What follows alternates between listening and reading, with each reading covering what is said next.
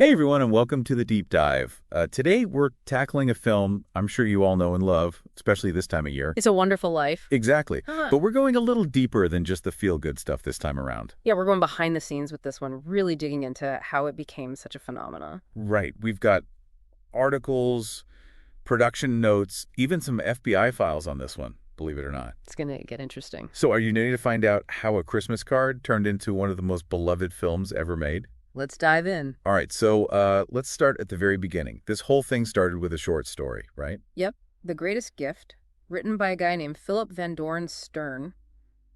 He actually wanted to use it as a Christmas card. It's kind of a cute idea. It is, but publishers weren't exactly interested. I can imagine. So what did he do? Just give up on it? Nope. In true holiday spirit, he printed 200 copies himself and sent them out to friends in 1943. Talk about a dedicated DIY project. Right. And as luck would have it, one of those copies ended up in the hands of someone at RKO Pictures. Whoa. Okay, that's either amazing luck or he had some seriously well-connected friends. Maybe a bit of both. Yeah. But get this, RKO initially wanted Cary Grant for the lead role. Oh, wow, really? Cary Grant. That's pretty different from Jimmy Stewart. Can you imagine him as George Bailey? That's a tough one. Grant's got that whole suave, sophisticated thing going on. Yeah, hard to picture him as this small-town guy struggling to keep his head above water. It makes you wonder how the whole feel of the film would have been different. Yeah, totally different vibe. But anyway, the rights eventually went to director Frank Capra, and of course Jimmy Stewart landed the iconic role. And the rest is history. But hold on. Before we get to George Bailey in Bedford Falls, creating that whole town for the film was a massive undertaking. It was a gigantic set. Like, they built the whole thing from scratch, right? Oh, yeah. Streets, stores, houses, everything. 75 buildings in total, a 3-block main street, even 20 full-grown oak trees. Whoa, oak trees. That's some serious commitment to detail. One of the largest movie sets ever built at that time. But wasn't the film shot in the summer? I mean, those snowy scenes look so real. Yeah, filming took place during a heat wave in July of '46. Oh, man. Can you imagine trying to act like it's fusing while sweating under those lights? Must have been brutal. But they pulled it off. The snow looks incredibly convincing. It does. So how'd they do it? Was it all movie magic back then? They used a combination of techniques, forced perspective for the distant shots, and a new kind of artificial snow made from foam and sugar. Oh, wow. So not just painted cornflakes like in some older films. Definitely not. This was next level stuff for the time. And, even though color film was around back then, Capra chose to shoot in black and white. Yeah, why was that? To save money. Well, cost was a factor, but Capra also believed black and white would enhance the film's emotional impact. Interesting. So it was an artistic choice. Exactly. He and his cinematographer Joseph Walker were masters of light and shadow. Yeah, and you can really see that in the film. Like those scenes where George is at his lowest point, the darkness really emphasizes his despair. Right, and then you have the contrast with the brighter, happier scenes like when George and Mary are falling in love. It's like the lighting itself becomes part of the storytelling. Exactly. Capra understood the power of visuals to evoke emotion, and he used black and white to its full advantage. It definitely adds a certain depth to the film. Mm-hmm. But beyond the technical aspects, It's a Wonderful Life is also a really interesting reflection of America in the years after World War II. Yeah, the country was going through massive change, and the film captures that tension between tradition and progress really well. Right, like on one hand, you have George Bailey representing those small town values of community and helping others. And then you have Mr. Potter, who's all about greed and power. It's like a battle between two different visions of the American dream. And that's something that still resonates with us today, right? Definitely. Even though the context has changed, those questions about what truly matters in life are still relevant. Yeah. The film asks us to consider what a wonderful life really means. Is it about money and success, or something more? That's a great question. But before we get too deep into the philosophical stuff, I have to bring up this one crazy detail I learned about the film. Oh, you mean the FBI thing? Yeah.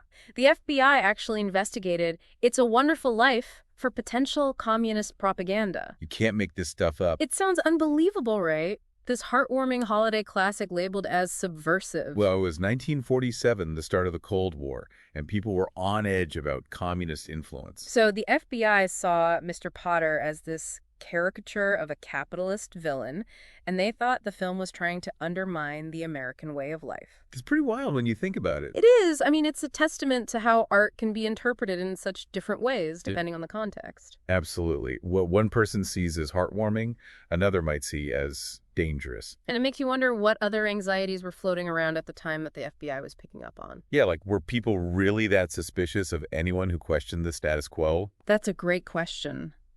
And it shows how a film can act as a kind of cultural mirror, reflecting the fears and hopes of a particular moment in time. It's not just entertainment. It's a snapshot of history. But what's even more fascinating is how It's a Wonderful Life became such a beloved American tradition despite that initial suspicion. Talk about a turnaround. It's really incredible how a film's reception can evolve over time. Sometimes it takes a while for a film to find its audience. And in this case, it became a classic by accident almost. Right. You could say that the copyright issues led to it being shown constantly on TV. And that constant exposure helps cement its place in our culture. It's like it became a part of our collective holiday memory. And it makes you wonder if it had been a huge hit right away, would it still have the same impact today? That's a great question. Maybe becoming a classic slowly over time is part of what gave it that staying power. Like it grew along with us as a society. Exactly.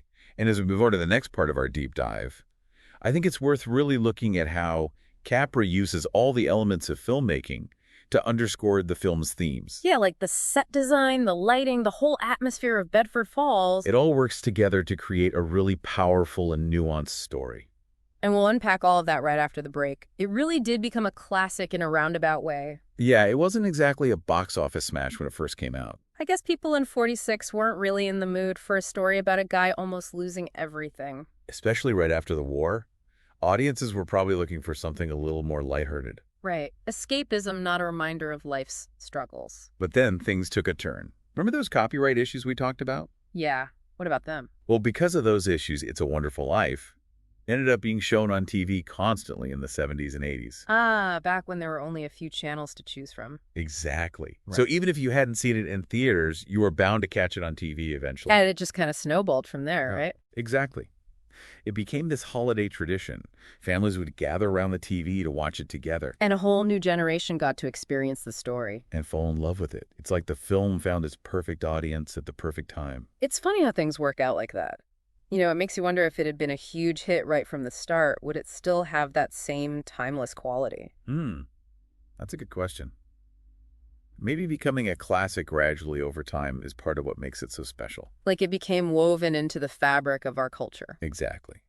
But, apart from all that, one thing that really strikes me is how Capra uses the film's visuals to enhance the storytelling. Oh, yeah, totally. Like the whole atmosphere of Bedford Falls, it's both charming and kind of claustrophobic at the same time. Exactly. It's this Yeah. beautifully crafted world, but it also represents the limitations that George feels trapped by. Right, he's literally stuck there. He can't leave town without everything falling apart. And the way Capra uses light and shadow adds to that sense of confinement. I'm thinking of that scene in Mr. Potter's office. It's so dark and imposing. Like Potter himself embodies this darkness that threatens George's spirit. And even the snow, which is so iconic to the film, has this double meaning. Yeah, on the one hand, it's pure and beautiful, but it also represents the harshness of winter, the challenges that George faces. It's like every visual element is carefully chosen to reinforce the film's themes. It's visual storytelling at its best. Wow.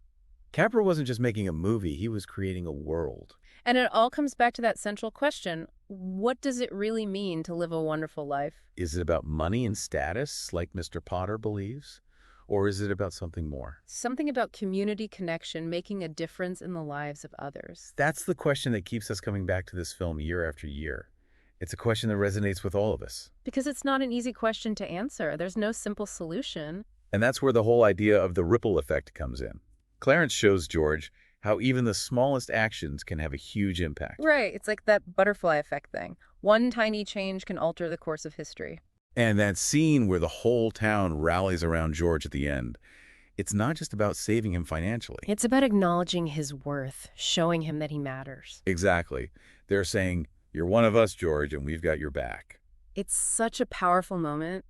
It reminds us that we all need that sense of belonging, that feeling that we're part of something bigger than ourselves.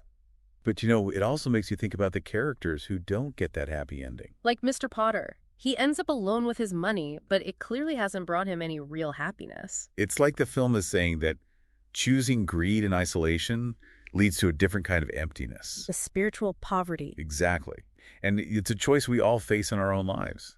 Do we choose to be like George, trying to do the right thing, even when it's hard? Or do we follow Potter's path, chasing after wealth and power at the expense of everything else? It's a timeless dilemma, a battle between good and evil that plays out in every human heart. And that's why It's a Wonderful Life continues to resonate with us, because it forces us to confront those choices within ourselves. It's not just entertainment, it's a call to action. It's saying, pay attention to the impact you're having. Choose kindness. Choose community. Choose to believe that your life, even with its imperfections, is a wonderful thing. Well said.